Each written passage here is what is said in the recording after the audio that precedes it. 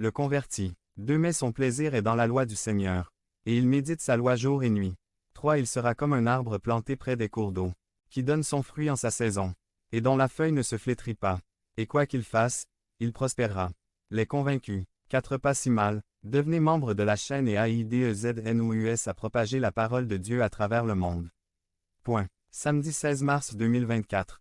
Si vous croyez en la puissance de Dieu, commentez 11. 11. Qu'ils sont comme de la paille que le vent emporte. 5 C'est pourquoi les méchants ne se lèveront pas au jugement, ni les pécheurs dans l'assemblée des justes. La comparaison et la résolution finale de chacun. 6 Car l'Éternel connaît la voie des justes, mais le chemin des méchants périra. Ceux qui sont convaincus vivent une vie de tiédeur spirituelle. Point. Ceux qui sont convaincus ou persuadés sont ceux qui essaient toujours mais ne se lancent jamais. Ils sont indécis et hésitants. Ils entendent le message, mais ils ne s'y soumettent pas. Il y avait un roi nommé Agrippa, qui avait entendu le témoignage de Paul. Il s'intéressait à son contenu mais le rejeta instantanément, sans l'avoir digéré, par manque d'engagement. Acte 26, 28. Les convaincus sont ceux qui s'approchent de ceux qui sont dans la même condition, pour échanger des impressions nuisibles sous un vernis d'apparence spirituelle.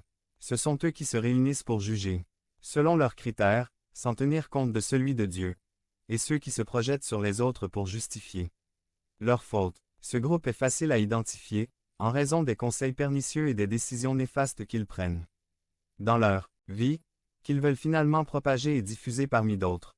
Ce type de groupe est constitué de dissidents, d'opposants au dessein de Dieu dans l'Église, de moqueurs, de ceux qui sont sensibles à l'esprit et opèrent dans un esprit antagoniste et hostile.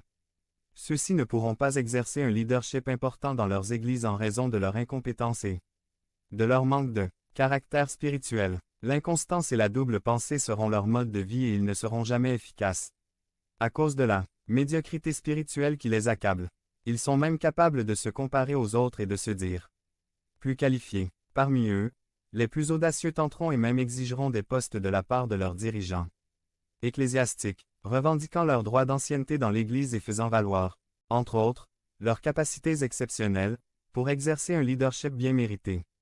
Ils feront pression sur leurs pasteurs en annonçant leur retrait de l'Église s'ils ne cèdent pas à leurs revendications. Si les dirigeants spirituels ne sont pas bien fondés, ils tomberont dans le piège des convaincus, les plaçant dans une mauvaise position pour satisfaire leurs exigences, entraînant ainsi un obstacle à elle'.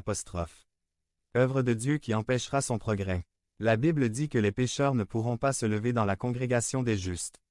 Ceux-ci iront église en église à la recherche du poste désiré, jusqu'à ce qu'ils rencontrent un leader qui, dans leur désir de les retenir, leur offrira